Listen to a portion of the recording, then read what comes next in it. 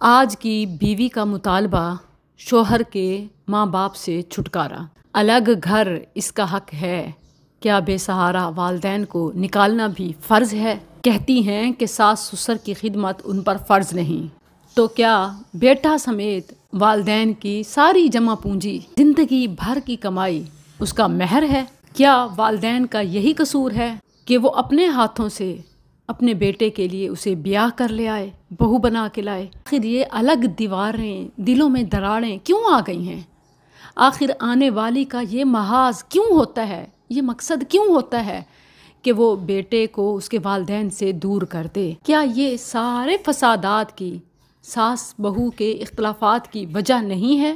کیا اول دن سے بہو کی یہ پلاننگ نہیں ہوتی کہ ہر چھوٹی بڑی بات خامند کو اس انداز میں بتائے کہ جلد ہی وہ اسے لے کر الگ ہو جائے؟ جب نیت یہ ہو تو پھر کوئی کام کیسے صحیح ہوگا؟ رہی صحیح کسر وہ اسکالرز پوری کر دیتے ہیں جو یوتھ کو اپنے پیچھے لگانے کے لیے ان کے حق میں فیصلہ دے دیتے ہیں، اور بوڑھے بزرگوں کے جذبات کا کوئی خیال نہیں کرتے۔ کہتے ہیں کہ جوائنٹ فیملی سسٹم ٹھیک نہیں ہے، ٹھیک کہتے ہیں، لیکن یہ بھی تو بتائیں کہ چھوٹے سے بچے کو منہ میں چبا چبا کر، بڑا ہوا تو اپنی خواہشات کو مٹا مٹا کر بچے کو کھلانے والی ماں آج بہو سے اس کا کھایا، اس کا پہنا، اپنے ساتھ رہا برداشت نہیں ہوتا۔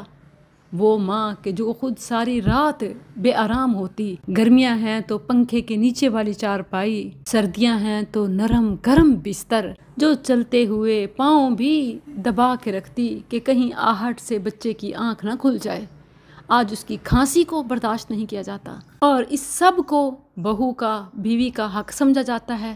ویسے تو ساس بہو کا جھگڑا ہو، ایک انصاف والی بات یہ کی جاتی ہے کہ حق کو دیکھا جائے کہ حق پر کون ہے۔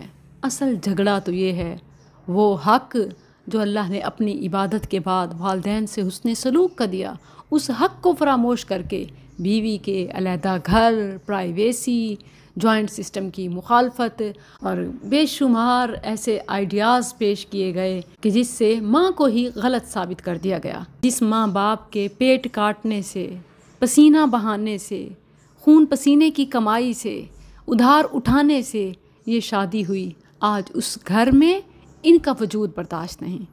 بتائیے کہ انہیں زہر کا پیالہ پلایا جائے یا اولڈ ہوم میں چھڑایا جائے؟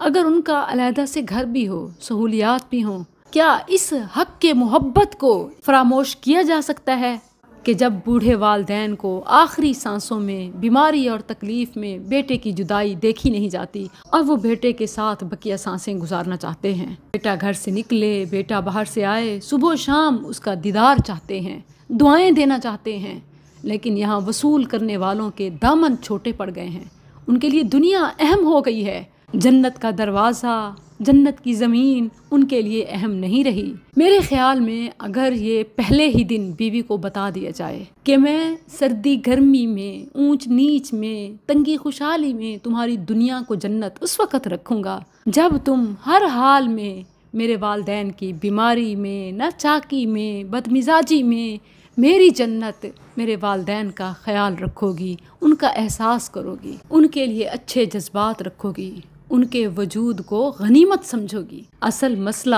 فرض سنت واجب کا نہیں، یہ تو انسانیت، اخلاق اور احساس کا معاملہ ہے۔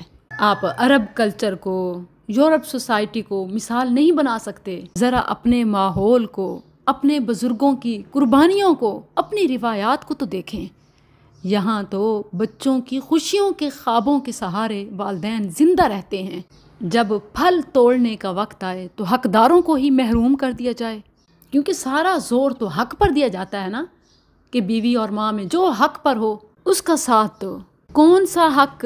سب سے بڑا حق اللہ کی وصیت والدین سے حسن سلوک ہے، اور حسن سلوک میں سب سے اہم چیز والدین کی خوشیوں کا سامان کرنا ہے، اور اگر بیوی کو اس سے الرجی ہو، الرجی کا خاتمہ کیا جاتا ہے، جسم و جان کا نہیں۔ والدین جسم و جان کی پرورش کرنے والے ہیں۔ رب ارحمہما کما ربیانی صغیرا، انہوں نے پرورش کر کے آج اس مقام پہ پہنچایا۔ کسی بھی نئے رشتے کے پاس ان رشتوں کو اگنور کرنے کا رائٹ نہیں ہے، کیونکہ بات پھر حق کی جاتی ہے کہ حق پر جو ہو اس کا ساتھ دو۔ شروع سے ہی اس حق کو طے کر دیا جائے کہ ماں باپ کا حق کیا ہے، ماں باپ کی اہمیت کیا ہے، والدین کی حیثیت کیا ہے۔